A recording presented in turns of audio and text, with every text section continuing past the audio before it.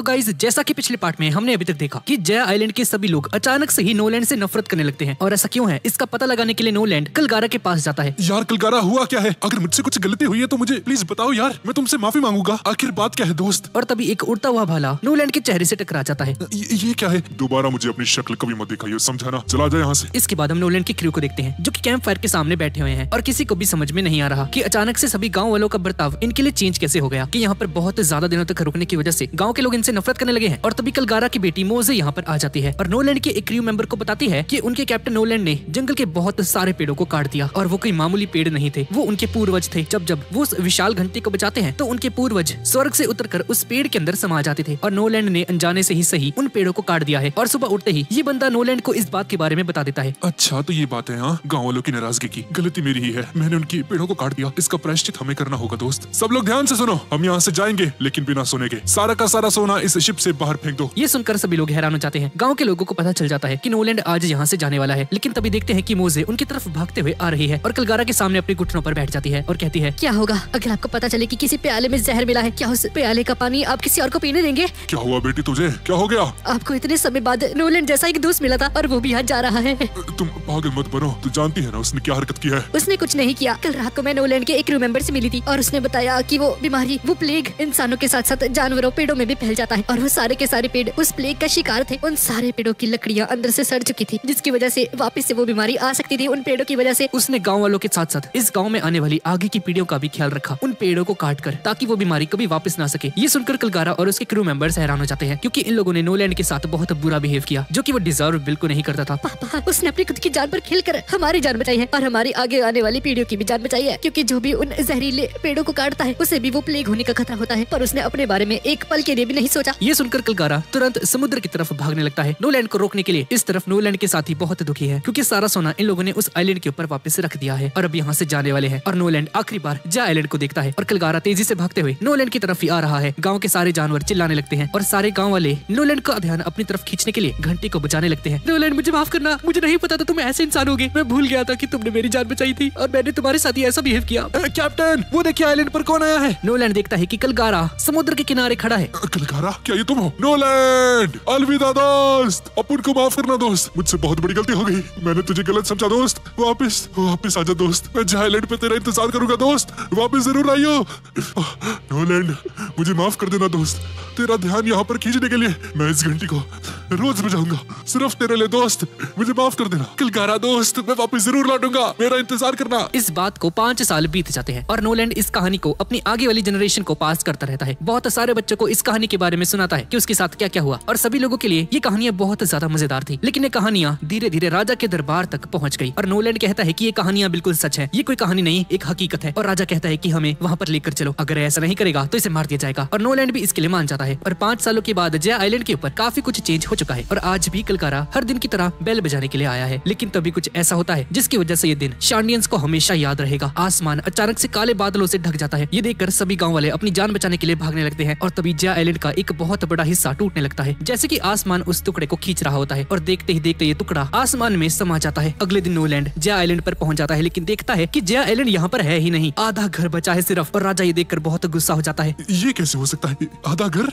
Jaya island कहाँ पर गया? और राजा को बहुत गुस्सा आ जाता है और नोलैंड पर एक लात मारता है। तूने मुझसे झूठ कहा, तू नहीं बचेगा अब। महाराज, मैं झूठ नहीं कह रहा, सचमुच मेरे दोस्त का गाँव यहीं पर था। अब चुप कर जा, अब तुझे मौत की सजा सुनाई जाएगी। पकड़े जाने के बाद भी झूठ कह रहा है, शर्म नहीं है इसे। नोलैंड को कुछ भी समझ में नहीं आता कि जया आइलैंड का ये बहुत बड़ा टुकड़ा कहाँ पर चला गया भाई। और राजा ने गुस्से में आकर नोलैंड को मौत की सजा सुना दी और गाँव के सभी लोगों के सामने नोलैंड के एग्जीक्यूशन के लिए एक प्लेटफॉर्म तैयार किया गया। और मरने से पहले नोलैंड ने अपनी बेइज्जती को सुना। सभी लोग कह रहे थे कि नोलैंड एक झूठा इंसान है, बच्चों को झूठी कहानियां सुनाकर उन्हें बेवकूफ बनाया। लेकिन नोलैंड ने कभी भी अपने आप को झूठा नहीं माना और एंड तक हमेशा खुद को सच साबित करने में लगा रहा। ये तक कहा कि हो सकता है वो शहर पानी के अंदर डूब गया हो, लेकिन नोलैंड और उसके क्रू मेंबर्स को बंदी बनाकर उन सभी को मार दिया गया। और इस तरफ जया आइलैंड का वो एक बहुत बड़ा टुकड़ा स्काइपिया के ऊपर चला जाता है और जायंट जैक नाम की इस वेल के ऊपर आकर घुस जाता है, जिसकी वजह से शेंडोरा से अलग होकर वो सोने की बेल आसमान में ऊपर उड़ जाती है। और उसी दिन स्काइपिया के लोगों ने उस बेल की आवाज सुनी, जिसे वो लोग भगवान की घंटी समझने लगे। जया आइलैंड के आसमान में आने की वजह से कलगारा और बाकी सभी लोग बहुत टेंशन में आ जाते हैं क्योंकि इन लोगों के लिए जगह बिल्कुल अलग थी। सभी लोग आसमान के ऊपर आ गए थे और सभी लोगों को सांस लेने में बहुत दिक्कत आ रही थी, बहुत ज्यादा ऊंचाई पर होने की वजह से। और इसी हालात में स्काइपिया की डिवाइन टीम के मेंबर्स इस जया आइलैंड के टुकड़े पर आ जाते हैं उस भगवान के तोहफे को लेने के लिए, यानी कि इस जमीन को को। और जैसे ही कलगारा को इसके बारे में पता चला, ये जमीन जहाँ पर शेंडोरा है उनके पूर्वजों की निशानी और वही जगह जहाँ पर वो अपने दोस्त का इंतजार करता है। ये बात जानने के बाद शांडियंस और स्काइपिया के लोगों के बीच में एक युद्ध छिड़ गया। पर स्काई आइलैंड का वातावरण शांडियंस के लिए कमजोरी साबित हुआ और शांडियंस ये युद्ध हार जाते हैं और सभी लोगों की मौत हो जाती है। और ये जंग आज तक चल रही है स्काइपिया और नोलैंड के लोगों के बीच में। इसके बाद हम वापस से प्रेजेंट में आ जाते हैं, जहाँ पर वाइपर अपने गाँव को तबाह होता हुआ देख रहा है और एनेरू कहता है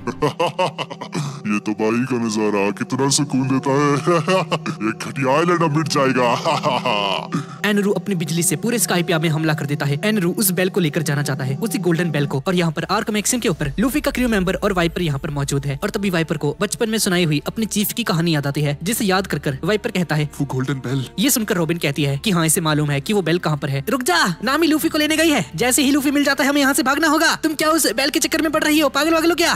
क्या तुम्हें गोल्डन बेल के बारे में कैसे पता है रॉबिन? क्या तुम्हें पता है कि वो कहाँ पर है? अरे नहीं यार रॉबिन, चुप कर जाओ, हमें यहाँ से भागना होगा। अरे यार क्या फालतू के चक्करों में पड़ रहे हो, हमारे पास इन चीजों के लिए समय नहीं। लेकिन रॉबिन उस सबको इग्नोर करते हुए वाइपर को बताती है कि वो बेल इस बड़ी सी बेल के ऊपर है। इसके बारे में तुम्हें कैसे पता? जरा नीचे देखो, ये बेल जहाँ पर घुसी हुई है ये इस पूरे आइलैंड का सेंटर पॉइंट है। और इसी जगह पर इस आइलैंड के बीचों बीच वो सोने की बेल हुआ करती थी। लेकिन तब जब ये आइलैंड जमीन पर हुआ करता था और जब ये आइलैंड किसी तरह से ऊपर आ गया तो ये पूरा का पूरा आइलैंड इस बेल के बीचों बीच आकर घुस गया और वो सोने की बेल की जगह इस बड़ी सी बेल ले ली। और अब वो बेल शायद से इसके ऊपर होगी या फिर और भी कहीं ऊपर। दरअसल शेंडोरा में रिसर्च करते हुए रॉबिन को एक मैप मिला था जिसमें लिखा हुआ था कि वो बेल शेंडोरा के इस आइलैंड के बीचों बीच रखी जाती थी। गैनफुल कहता है हाँ तुमने सही कहा, सदियों पहले उस बेल की आवाज को स्काइपिया के लोगों ने सुना था। तो वो बेल, कहानी वाली बेल आज भी ऊपर मौजूद है। हाँ वही बेल जो कि वीर कलगारा अपने दोस्त नोलैंड को बुलाने के लिए बचाया करते थे। अरे यार वो बेल कहाँ पर है? और लूफी तेजी से ऊपर की तरफ भाग रहा है और एनेरू लूफी को देख रहा है। वहीं पर रुक जाओ, मैं तुम्हारे पास ही आ रहा हूँ। और तेजी से ऊपर की तरफ जाने लगता है और लूफी को रोकने के लिए एनेरू अपनी बिजली से लूफी पर हमला कर देता है। लेकिन लूफी आराम से इसे डॉज कर लेता है। लेकिन तभी बिजली की वजह से वो जाइंट जैक का हिस्सा टूटने लगता है और लूफी कसकर जाइंट जैक को पकड़ लेता है। पर सोने की बॉल का वेट बहुत ज्यादा होने की वजह से लूफी नीचे गिर जाता है। यहाँ पर नीचे वाइपर की हालत खराब हो चुकी है। और तभी उसॉप ऊपर की तरफ देखता है, अरे यार ये बेल तो नीचे आ रही है, सब लोग हट जाओ। और सभी लोग साइड हटकर उस बेल के टुकड़े से बच जाते हैं। अरे यार कमाल है, मैंने गिरते हुए लूफी को भी देखा था, आखिर वो कहाँ चला गया? और आइसिया वाइपर को समझाती है कि उसे उस बेल को भूल जाना चाहिए, ये इस हालत में नहीं है कि ऊपर चढ़ सके इस बेल के ऊपर। लेकिन वाइपर कहता है कि वो बेल इनके इतिहास से जुड़ी हुई है और उस बेल को एनेरू को नहीं लेने दे सकते। वो बेल कलगारा और नोलैंड की आखिरी निशानी है। और यहाँ पर हम देखते हैं कि लूफी ने अपने आप को गिरने से बचा लिया है एक टहनी को पकड़कर। और तभी उसे ऊपर जाने का एक आइडिया मिलता है और एक तरकीब लगाकर ऊपर प्लेटफॉर्म के ऊपर पहुंच जाता है। आखिरकार मैं दोबारा यहाँ पर आ ही गया, अब मेरा रास्ता साफ है। लेकिन तभी नामी यहाँ पर आ जाती है अपने वीवर को लेकर और उस वीवर को लूफी पे चढ़ा देती है। कब से तुम्हारा पीछा कर रही थी, इतने ऊपर के जा रहे लूफी, पागल हो गया? लूफी इन सब चीजों का समय नहीं है हमारे पास, हमें स्काइपिया से निकलना होगा। और तभी नामी और लूफी को आसमान में एक अजीब सी आवाज सुनाई देती है, एक बहुत बड़े गोल आकार के बादल की, जो कि बहुत सारे बिजली वाले बादलों को मिलाकर बना है और लवली स्ट्रीट के ठीक ऊपर है, जहाँ से अभी भी बहुत सारे लोग अपनी जान बचाकर भाग रहे हैं। गैनफॉल आसमान में देखकर कहता है, एनेरू तुम ये क्या करने जा रहे हो? उस गोले में अभी बहुत सारी एनर्जी है। और ऊपर एनेरू कहता है, मैं एक भगवान हूँ और आज कोई नहीं बचेगा। राइगो। लवली स्ट्रीट के सभी लोग अपनी शिप को लेकर बाहर निकल जाते हैं। लेकिन देखते हैं कि उस बादल की वजह से उनका पूरा का पूरा लवली स्ट्रीट ही तबाह हो गया, एक भी निशान नहीं बचा। और यहाँ पर एक बहुत बड़ा गड्ढा हो जाता है और वो सभी पुलिस वाले भी मारे गए जो कि इन लोगों को बाहर निकाल रहे थे। वो सभी देखकर हक्का बक्का रह जाता है, ये नहीं हो सकता, इतना बड़ा शहर एक ही झटके में तबाह हो गया। और यहाँ पर नामी लूफी से कहती है, लूफी हमें यहाँ से भागना होगा। नहीं अभी एक काम बाकी है नामी। अरे यार अब कौन सा काम है? वो सोने की बेल। क्या वो सोने की बेल? इतना सारा सोना तो है तुम्हारे पास में लूफी, तुम्हारी जान ज्यादा कीमती है। तुम चुप कर जाओ नामी, क्या तुमने देखा नहीं वो सोने का शहर सच में एग्जिस्ट करता है? उसको साबित करते हुए नोलैंड मारा गया और उसका पोता आज भी उस शहर को पानी के अंदर ढूंढता है, इसी उम्मीद में कि वो अपने दादाजी को सच्चा साबित कर पाएगा। सब लोगों ने बचपन में उसका मजाक उड़ाया और नोलैंड का भी मजाक उड़ाया। मैंने चॉपर से एक वादा किया था नामी कि जब वो सोने की बेल मुझे मिल जाएगी तो मैं उसे इतना तेज बजाऊंगा कि उसकी आवाज नीचे नीले समुद्र तक पहुंचेगी। क्रिकेट उस आवाज को सुनेगा और उसे पता चल जाएगा कि उसके दादाजी झूठे नहीं थे, वो सोने का शहर सच में एग्जिस्ट करता है, तभी उसे राहत मिलेगी। यहाँ पर लूफी जाइंट जैक के ऊपर चढ़ चुका है और अपना हाथ बड़ा करके एनेरू के आर्क मैक्सिम को पकड़ लेता है। लेकिन एनेरू इसके बारे में जान लेता है और लात मार के लूफी को नीचे गिरा देता है। मैं तुम्हें आसानी से मसल सकता हूँ और इस लड़की को देखकर लगता नहीं कि ये मेरे साथ चलेगी। कोई बात नहीं, एक बार मुझे बस वो सोने की बेल मिल जाए तो मैं पूरे स्काइपिया को ही उड़ा दूंगा। आखिर यही तो एक भगवान का असली मकसद होता है। और लूफी वापस से जाइंट जैक के ऊपर चढ़ने लगता है। लेकिन एनेरू लूफी को वापस से नीचे गिरा देता है और लूफी एक बार और जाइंट जैक के ऊपर चढ़ने लगता है। जाइंट जैक से ऊपर थोड़ी ही दूर एक बादल के ऊपर एनेरू को वो बेल मिल चुकी है। आखिर मेरे हाथ लग ही गया, तो यही है वो कमाल की चीज। एनेरू उस बेल को देखकर बहुत खुश हो जाता है। ये तो मेरे आर्क मैक्सिम के लिए ही बनी है। लूफी जायंट जैक के ऊपर चढ़ने की पूरी कोशिश करता है, लेकिन हर बार नाकामयाबी ही मिलती है। और लूफी की बातें सुनकर और उसकी कोशिशों को देखकर नामी अपना मन बना लेती है कि अब वो भी यहाँ से नहीं जाएगी जब तक लूफी उस बेल को नहीं बजा देता। तभी नामी की नजर नीचे पड़ती है और देखती है कि उसके सभी क्रू मेंबर्स वहीं पर हैं। वो सभी भागे नहीं है और उन्हें देखकर नामी के दिमाग में एक आइडिया आ जाता है, लेकिन ऊपर किसी को भनक तक नहीं है कि एनरू क्या कर रहा है। एक बहुत बड़ा राइगो तैयार कर रहा है पूरे स्काइपिया को खत्म करने के लिए। तभी नीचे से उसॉप चिल्लाता है और कहता है अरे वो देखो, लगता है आसमान से एक और चीज आ रही है, जल्दी सभी लोग साइड हट जाओ। ये कहकर वो साइड में छुप जाता है। अरे यार डर क्यों रहे हो, ये तो बस एक मामूली सी पत्ती है। क्या एक पत्ती? अजीब है। एक सेकंड, इस पे कुछ लिखा हुआ है। ये तो एक मैसेज है, लगता है लूफी और नामी ने भेजा है और इस पर कुछ लिखा भी हुआ है। दरअसल इस बेल के ऊपर लिखा होता है कि इस जायंट जैक बेल को ऐसे काटो कि वेस्ट की तरफ गिरने लगे। ठीक है, मैं अभी इसे काटता हूँ, लेकिन वेस्ट कहाँ पर है? अबे जोरो, ढक्कन कहीं के, वेस्ट नहीं पता तुझे? और तभी आसमान में सभी लोगों को वही चीज दिखाई देती है। आसमान में चमकता हुआ एक राइगो जो कि इस बार उनके सर के ऊपर है और अगर ये नीचे गिरा तो यहाँ पर कुछ नहीं बचने वाला। लूफी उसे देखकर कहता है ये क्या है इतना बड़ा? हाँ लूफी, क्योंकि इसका आखिरी हमला है। इसके बाद वो अपने सपनों की दुनिया फेरीवर्थ पर चला जाएगा, क्योंकि शायद से उसे उस बादल के ऊपर बेल मिल चुकी है। ये अकेला बादल पूरे स्काइपिया को खत्म करने के लिए काफी है। और सभी जगह पर बिजली गिरना फिर से शुरू हो जाती है। जोरो सभी लोगों को चिल्लाकर कहता है तुम सभी लोग जंगल के अंदर जाकर कवर लो, मैं जायंट जैक की बेल को काट कर आता हूँ। उसब कहता है क्या तुम पागल हो गए हो? इस प्लान को अगर अंजाम देंगे भी तो उससे कुछ नहीं होने वाला। चुप कर जाओ सब। इस पूरे आइलैंड पर अब सिर्फ 2 ही लोग हैं जो कि एनरू तक पहुंच सकते हैं, नामी और लूफी, समझे? हमारे पास और कोई चारा नहीं। और जोरो के अलावा सभी लोग जंगल के अंदर कवर ले लेते हैं, लेकिन उनकी हुई कही हुई सारी बातें एनरू अपने मंत्र से सुन चुका है और कहता है कि एक इंसान को कब हार मान लेनी चाहिए ये सबको पता होना चाहिए। लगता है तुम लोग मर कर ही मानोगे। जोरो के ऊपर बिजली गिरती है, लेकिन उन्हें डॉज करते हुए ऊपर जाता है और जायंट जैक का एक हिस्सा काट देता है, लेकिन तभी एनरू का निशाना लग जाता है और जोरो बुरी तरह से घायल हो जाता है। अरे नहीं, मैंने जोरो को मना किया था वहाँ पर जाने से, अभी तक वो जायंट जैक नहीं गिरा। लगता है कैप्टन उस सबको ही जाना होगा। लूफी, मैं तुम्हारी हेल्प करने आ रहा हूँ। और यहाँ पर वाइपर रॉबिन से कहता है कि आखिर ये लोग क्यों उस बेल को बचाना चाहते हैं। इसका और उस बेल का पुराना रिश्ता है, वो इनके इतिहास से जुड़ा हुआ है, लेकिन लूफी उस बेल को क्यों बचाना चाहता है। और ये सुनकर रॉबिन वाइपर को लूफी और क्रिकेट के बारे में बता देती है, जिसे सुनकर वाइपर रोने लगता है। क्या? नोलैंड, मैं उनके बारे में जानता हूँ, वो हमारे किलगारा के दोस्त थे, उन्हीं की वजह से ईशानियंस आज जिंदा है। क्या उनका पोता जिंदा है? इधर उसॉप बचते हुए जाता है और जायंट जैक पर अपनी गुलेल से हमला करने लगता है, उसे गिराने की पूरी कोशिश करता है। अरे यार, ये तो हिलने का नाम तक नहीं ले रहा, लेकिन अपने हमलों को लगातार जारी रखता है। और तभी उसॉप के नीचे शिंडोरा में बेहोशी में पड़ा हुआ सांप एक सपना दिखता है, जहाँ पर किलगारा की आवाज इस सांप को उठाती है। उठ जा, कितना सोएगा? नोलैंड को दिखा दे कि तू कितना वफादार है। उठ जा, अपना प्यार नोलैंड तक पहुँचाओ, स्वर्ग में मदद करो। और ये सुनकर ये सांप नींद में चिल्लाता है और तेजी से जाकर जायंट जैक में अपना सर भिड़ा देता है, जिसकी वजह से जायंट जैक कांपने लगता है। ये क्या, मेरी गुलेल में इतनी ताकत, क्या बात है? और तभी वाइपर यहाँ पर आता है और उस सबको साइड में हटाकर कहता है अच्छा, ये काम मुझे करना था। और जायंट जैक के ऊपर कूद जाता है और उस पर अपना हाथ रख के कहता है वीर किलगारा, वो लोग कहते हैं कि आपके दोस्त का पोता अभी भी नीले समुद्र में जिंदा है और आपके होने का सबूत ढूंढता है। प्लीज उसे एक छोटा सा सबूत चाहिए ताकि उसके दिल को तसल्ली मिल जाए। नीचे नीले समुद्र में आपके दोस्त को झूठा डिक्लेयर कर दिया गया था और आज उसके पोते की बहुत बुरी हालत है, सिर्फ उसके लिए। और वाइपर रिजेक्ट डायल को यूज कर देता है और नीचे शिंडोरा में उस सांप के पास जाकर गिर जाता है। ये देखकर सभी लोग हैरान हो जाते हैं, बेवकूफ कहीं का, ना जाने कितनी बार उस रिजेक्ट डायल को यूज कर चुका है। तभी उस भागते हुए आता है और कहता है ये पूरी चीज गिरने वाली है। और लूफी के प्लान के अकॉर्डिंग जायंट जैक वेस्ट की तरफ गिरने लगता है और ऊपर नामी लूफी को वीवर के ऊपर बिठाकर कहती है लूफी, अगर मुझे कुछ हुआ तो उसके जिम्मेदार तुम होगे, समझ गए? हाँ ठीक है, तो चलो अब चलते हैं लूफी। और नीचे उसॉप लूफी को चिल्लाकर कहता है लूफी, अभी सब कुछ तुम्हारे हाथ में है, हमारी नाक मत कटा देना। और लूफी और नामी तेजी से जायंट जैक के ऊपर से एनरू की शिप की तरफ आगे बढ़ रहे हैं। एनरू लूफी पर बिजली से हमला कर देता है, लेकिन नामी सभी अटैक्स को डॉज कर देती है। तुम्हारा निशाना भी बेकार है, बिल्कुल तुम्हारी ही तरह। उससे कोई फर्क नहीं पड़ता, राइगो बस तैयार ही है। एनरू के हमलों की वजह से शिंडोरा पर बनी बादलों की परत हटने लगती है और उसॉप घबराकर कहता है अरे यार, जोरो वहीं पर है, जोरो शिंडोरा के अंदर है, वो हमला जोरो पर भी हो सकता है। वो यही चाहता है, एनरू ये सब कुछ जानबूझकर कर रहा है बच्चे, ताकि शिंडोरा पर बने ये बादल हट जाए और उसे आसानी से तोड़ सके। और बादल के हटने की वजह से एनरू की सारी बिजलियां शिंडोरा के ऊपर गिर रही हैं और शिंडोरा की मीनारों को तोड़ रही हैं। धमाकों के बीच में वाइपर खड़ा होता है और कहता है कितनी भी कोशिश कर लो, हमारे पूर्वजों की इन मीनारों को नहीं तोड़ पाओगे एनरू। और तभी एनरू मंत्र का यूज करके वाइपर की आवाज सुनता है और शिंडोरा में एक बहुत बड़ी बिजली गिरा देता है। उस हमले को सभी लोग देखते हैं, पर इतनी भयानक बिजली के गिरने के बावजूद भी वाइपर अपने पैरों पर खड़ा होता है। तुम बस छोटी मोटी आग लगा सकते हो एनरू, हमारी इन मजबूत मीनारों को तुम नहीं गिरा सकते। जाओ स्ट्राइड वाले और उस बेल को उसे लेकर आओ। और नामी जायंट जैक को पार कर लेती है। तो यही था इसका सड़ा हुआ प्लान। हाँ एनरू, मुझे वो बेल दे दे। एनरू अपने राइगो को चार्ज करते हुए कहता है क्या बोल रहे हो, कुछ सुनाई नहीं दे रहा, तुम्हारी आवाज यहाँ तक नहीं पहुँच रही है। और आसमान में ये सब कुछ होता हुआ सभी लोग देख रहे हैं। तभी लूफी नामी से कहता है, नामी अब तुम्हें जाना होगा। और लूफी वीवर पर से कूद जाता है। मुझे माफ करना नामी, मैंने तुमसे वादा किया था कि मैं तुम्हें कुछ नहीं होने दूंगा, ये काम मुझे अकेला करने दो। और नामी वीवर के साथ ही बादल के ऊपर गिर जाती है और लूफी तेजी से उड़ता हुआ एनरू के राइगो के अंदर जा रहा है। लूफी क्या तुम पागल हो गए हो? उसके अंदर अभी बहुत ज्यादा एनर्जी है, वो एक बॉम्ब की तरह है, वो कभी भी फट सकता है, तुम मारे जाओगे। लेकिन लूफी उसकी नहीं सुनता और तेजी से राइगो के अंदर घुस जाता है। मुझे लगा नहीं था कि इसकी मौत इतनी ज्यादा दर्दनाक होगी।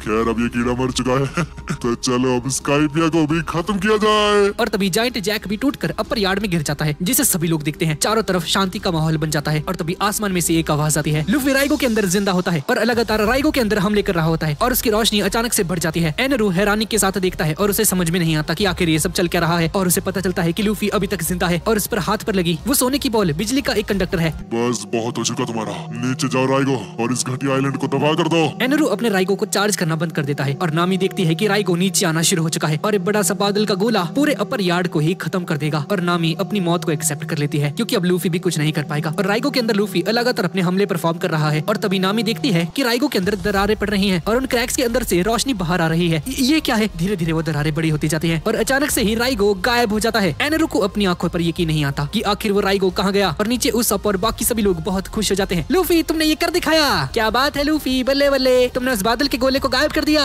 शाबाश। और लूफी हंसते हुए राइगो के अंदर से बाहर निकलता है। शायद अब तुम्हें मेरी आवाज सुनाई देगी। एनरू वाइपर ही देखता है और कहता है, उसने ये कर दिखाया, उसने हमें बचा लिया। जाओ स्ट्रॉ हेड वाले और उस बेल को बजा दो, उसकी आंखों के सामने बजाना। लूफी अपने हाथों को बड़ा करता है। तेरी हिम्मत कैसे हुई मेरे राइगो को तबाह करने की? हाँ लगता है तुम शांति से उस बेल को नहीं दोगे, उस बेल के साथ साथ तुम्हारी भी बजानी पड़ेगी। और तभी अचानक से दिखता है कि एनरू के ऊपर बहुत सारी बिजली गिर रही है। 220 करोड़ की बिजली। और वो सारी बिजली एनरू के अंदर समा जाती है और एनरू एक नई फॉर्म के अंदर आ जाता है। मुझे भी दिखाओ अपना तरीका। अरे भाई ये क्या है? ये कैसे बन गया? ये इसकी आवाज को क्या हुआ? और इससे पहले कि लूफी कुछ सोच पाता, एनरू लूफी पर हमला कर देता है 200 करोड़ मिलियन की बिजली से। तेरे जैसा एक डेविल फ्रूटी यूजर मुझे नहीं हरा सकता। स्काइपिया के सभी लोग इस फाइट को देख रहे हैं और लूफी के लिए दुआ कर रहे हैं। मैंने तुम्हें कहा ना, ये मेरे ऊपर काम नहीं करेगा एनरू, मैं रबड़ से बना हूँ। लूफी एनरू के हाथ पर से दौड़ता है और इसके मुंह के ऊपर एक जोरदार लात मार देता है और तभी एनरू अपने ट्राइडेंट को आगे कर देता है और गलती से लूफी उस ट्राइडेंट को पकड़ लेता है और बहुत ज्यादा गर्म होने की वजह से लूफी चिल्लाता है और लूफी रुक जाता है। अगर इसे छोड़ेगा तो नीचे गिर जाएगा और अगर पकड़ के रखेगा तो तू मारा जाएगा। लूफी को कुछ भी समझ में नहीं आता कि अब इसे क्या करना चाहिए। अगर इसे छोड़ दिया तो सब कुछ खत्म हो जाएगा और अगर पकड़ के रखेगा तो जलकर खाक हो जाएगा। लूफी आइसिया को याद करता है और उन सभी लोगों को जो कि एनरू से परेशान है और लूफी उस ट्राइडेंट को छोड़ देता है और नीचे गिरने लगता है। अलविदा रबड़ के बंदर, मैं एक और राइगो बनाऊंगा। लूफी गिरते हुए अचानक से एक बादल को पकड़ लेता है जिसके ऊपर नामी है और इस बादल का यूज करके उस बॉल से ऊपर कूद जाता है और वापस से रफ्तार से ऊपर जाने लगता है एनरू की तरफ। ये ऐसे नहीं मानने वाला। लूफी अपने हाथ को गोल गोल मोड़ना शुरू कर देता है और चिल्लाते हुए आसमान में एनरू के पास आ जाता है। आखिर कब तक कोशिश करता रहेगा? तो मुझसे नहीं जीत सकता जब तक मैं उस बेल को नहीं बजा देता। ऐसी बात है तो आजा। गम गम राइफल। नहीं, ये बहुत ज्यादा तेज है, मैं नहीं बच पाऊंगा। नहीं, गोल्डन बॉल। नहीं, ये नहीं हो सकता।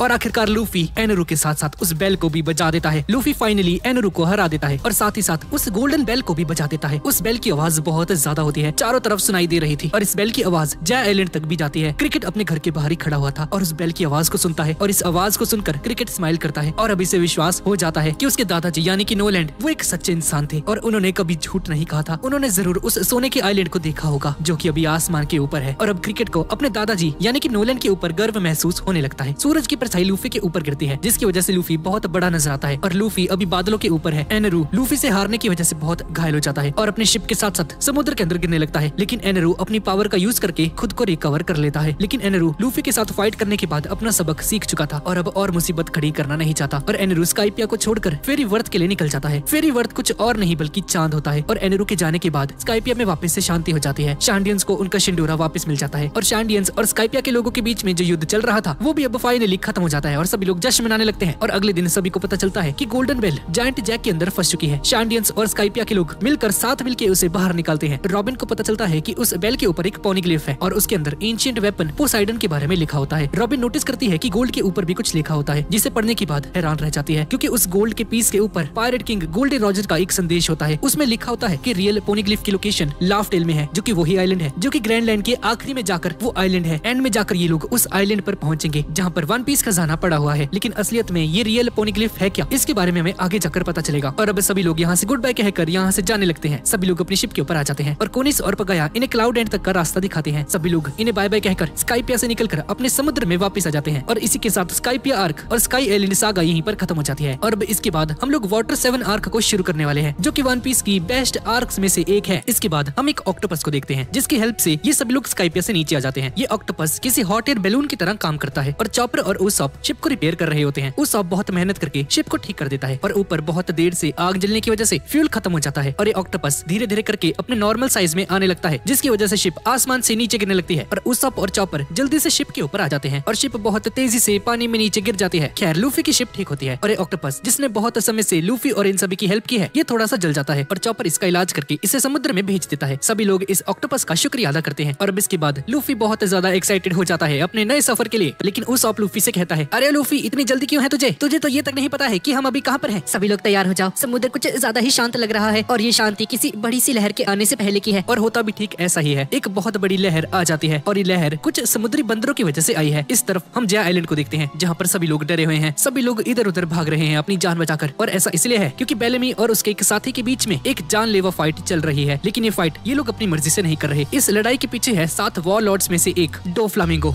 डोफ्लामिंगो को देख के ही सभी लोग बुरी तरह से डर जाते हैं और बेलेमी और उसके सभी साथी डोफ्लामिंगो के लिए काम करते हैं। डोफ्लामिंगो अपनी पावर का यूज करके सामने वाले इंसान की मूवमेंट्स को कंट्रोल कर सकता है और ऐसे ही वो बेलेमी और उसके साथी के बीच में ही एक फाइट करवा रहा है जबरदस्ती, क्योंकि वो लोग लूफी से हार गए थे एक बच्चे से और एक बच्चे से हारने की वजह से ये दोनों डोफ्लामिंगो की नजरों में गिर चुके हैं और इसी वजह से डोफ्लामिंगो बेलेमी के ही एक साथी का यूज करके उसे मरवा देता है। लेकिन इस हमले के बावजूद भी बेलेमी अभी भी जिंदा होता है। बेलेमी डोफ्लामिंगो से कहता है, सर जी प्लीज एक बार और, बस एक बार और, मुझे एक और मौका दीजिए सर प्लीज। फिर देखिए मैं आपको निराश नहीं करूंगा। लेकिन डोफ्लामिंगो इसे एक और मौका नहीं देता है और उसे जान से मरवा देता है। डोफ्लामिंगो का सपना है कि इस दुनिया में सिर्फ वही पायरेट जिंदा रहें जिनके पास शक्तियां हों, जिन्हें असलियत में एक पायरेट कहा जा सके। और ऐसे समय को ये बंदा एक न्यू एरा कहता है। अब इसके बाद सुबह हो जाती है। लूफी और ये बाकी सभी लोग उस लहर से बच चुके हैं और सभी जिंदा हैं और उसॉप आसपास की जगह पे निगरानी रख रहा था और तभी सबको वार्निंग देता है, सभी लोग तैयार हो जाओ, सामने से एक शिप आ रही है। उसॉप जब उस शिप को ध्यान से देखता है तो उसे देखकर खुद हैरान हो जाता है, क्योंकि उस शिप के सभी लोग बहुत आलसी दिखाई दे रहे थे और शायद से इनका कैप्टन भी यहाँ पर नहीं था। ये सभी लोग धीरे धीरे लूफी की शिप की तरफ आ रहे थे, लेकिन तभी यहाँ पर वही समुद्री बंदर आ जाते हैं, जिनकी वजह से ही पहले लहरें उठी थी। जब ये शिप लूफी की शिप के सामने आ जाती है तो लूफी इन सभी को उस लहर से बचने के लिए कहता है, हे तुम्हें सुनाई दे रहा है क्या, सामने से एक लहर आ रही है। लेकिन लूफी को थैंक यू कहने की बजाय ये सभी लूफी की शिप को लूटने का प्लान बनाने लगते हैं। इन सभी के बीच में कोई भी तालमेल नहीं होता है, जिसकी वजह से ये सभी आपस में ही लड़ना शुरू कर देते हैं और ऐसे ही ये लोग उस लहर से टकरा जाते हैं और अपनी शिप के साथ पानी के अंदर डूब जाते हैं। लेकिन इस लहर से लूफी की शिप को कुछ नहीं होता है। उसॉप थक जाता है और कुछ समय के लिए रेस्ट करता है और अब रॉबिन आसपास की जगह पर निगरानी कर रही है।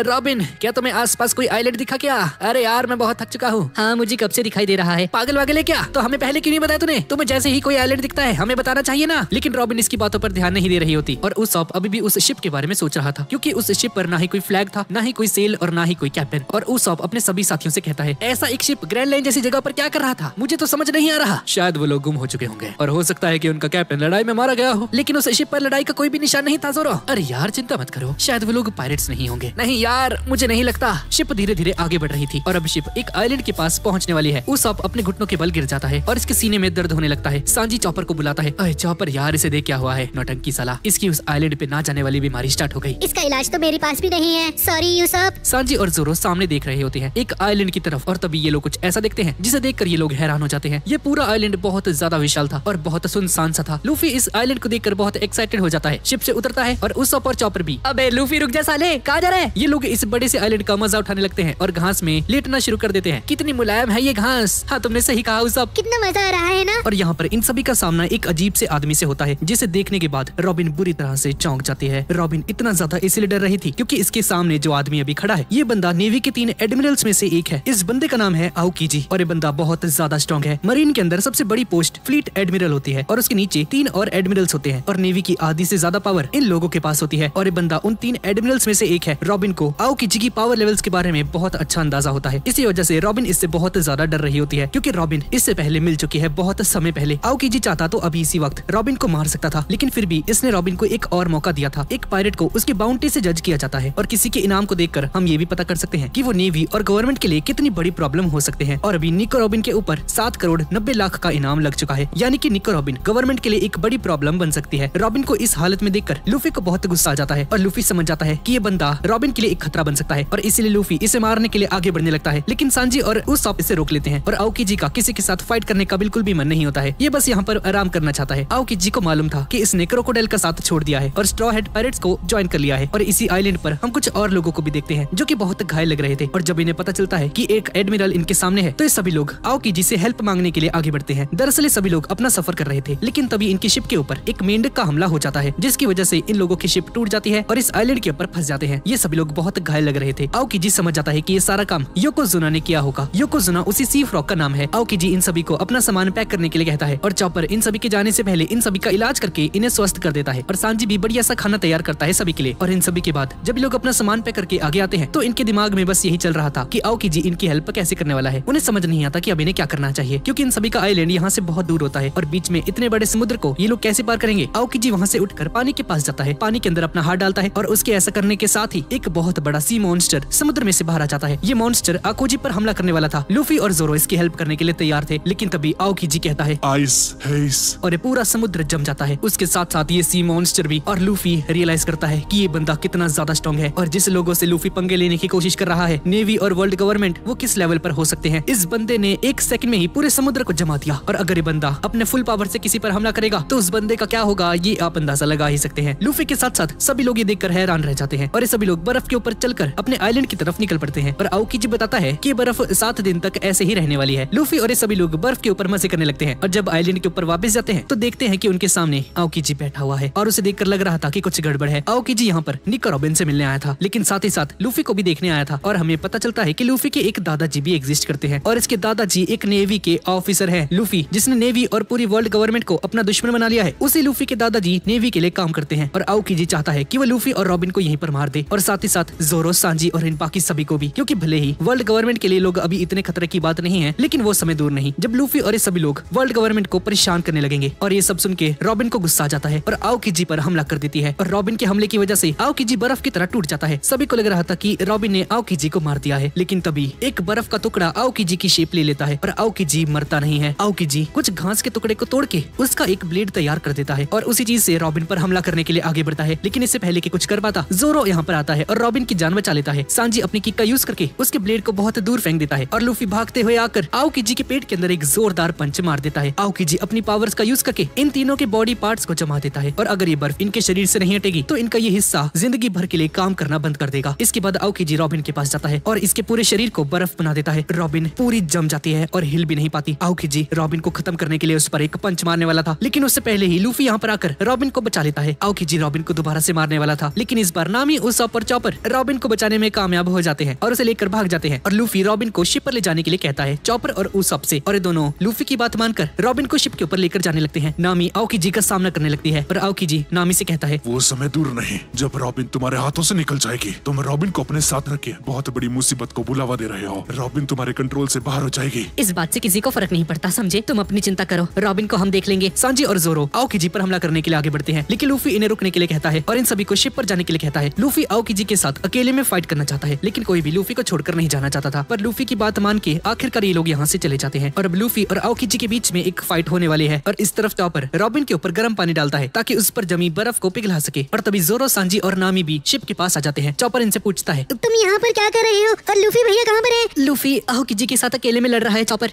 क्या तुम लोग पागल हो क्या? तुम लूफी को ऐसे ही छोड़कर आ गए? ये जानकर उसॉप को बहुत गुस्सा आ जाता है कि ये लोग लूफी को ऐसे छोड़कर कैसे आ सकते हैं। पर लूफी के कहने पर ही ये सभी लोग उसे अकेला छोड़कर आए थे। और इस तरफ आओकी जी और लूफी के बीच में एक फाइट चल रही होती है। लूफी इस पर एक किक मार के इसे आसमान में उड़ा देता है और फिर एक पंच मार के इसे चकनाचूर कर देता है, लेकिन आओकी जी वापस से रिवाइव हो जाता है और बहुत ही आराम से खुद को पहले जैसा कर लेता है और साथ ही साथ लूफी को भी एक बर्फ का पुतला बना देता है। आओकी जी लूफी को नीचे जमीन पर लेकर आता है और आओकी जी को रियलाइज हो जाता है कि लूफी ने इसे एक ड्यूल के लिए इनवाइट क्यों किया और अपने सभी साथियों को शिप पर क्यों भेज दिया। लूफी को मालूम था कि ये इसके सामने नहीं टिक पाएगा और अगर इससे लड़ा तो मारा भी जा सकता है, लेकिन लूफी ने ऐसा इसलिए किया ताकि अपने क्रू मेंबर्स की जान बचा सके। लूफी ने सभी को बचाने के लिए खुद को सैक्रिफाइस कर दिया और अगर आओकी जी अभी बाकी से लड़ता है तो वो सेंसलेस साबित होगा। और आओकी जी लूफी को जान से नहीं मारता क्योंकि वो लूफी ही था जिसने क्रोकोडाइल को मारा था और अब लूफी और वर्ल्ड गवर्नमेंट का हिसाब बराबर हो चुका है। और आओकी जी लूफी को नहीं मारता है और लूफी को एक जीवन दान देके यहाँ से चला जाता है। आओकी जी साइकिल पर जाता है समुद्र के ऊपर चलते हुए। आओकी जी के जाने के बाद जोरो और सांजी लूफी के पास जाते हैं और लूफी को जिंदा देखकर बहुत खुश हो जाते हैं। दोनों इसे गोइंग मैरी के ऊपर लेकर जाते हैं जहाँ पर चॉपर लूफी और रॉबिन का इलाज करता है। बहुत टाइम के बाद चॉपर बाहर आता है और बताता है कि उन दोनों की जान बच चुकी है, पर ये रो क्यों रहा है भाई? ये बात सुन के सभी की जान में जान आती है, पर लूफी और रॉबिन को पूरी तरह से स्वस्थ होने में 4 दिन का समय लग जाता है। और 4 दिन के बाद ये लोग अपने नए सफर के लिए निकल पड़ते हैं और जाते जाते इन्हें रास्ते में एक फ्रॉग नजर आता है जो कि सामने की तरफ चल रहा था और ये वही फ्रॉग है जिसके बारे में आओकी जी बात कर रहा था। था योकोजुना। लूफी को बहुत भूख लग रही होती है और इस फ्रॉग को मारने के लिए इसके पीछे जाने लगता है। और अब क्योंकि लूफी कैप्टन है तो इन सभी को इसकी बात माननी ही पड़ेगी। और गोइंग मैरी के साथ सभी लोग योकोजुना का पीछा करने लगते हैं। लेकिन तभी गोइंग मैरी किसी चीज से टकरा जाती है। नामी को एक अजीब सी आवाज सुनाई देती है, जैसे कि यहाँ पर कोई ट्रेन आने वाली हो। समुद्र के बीच में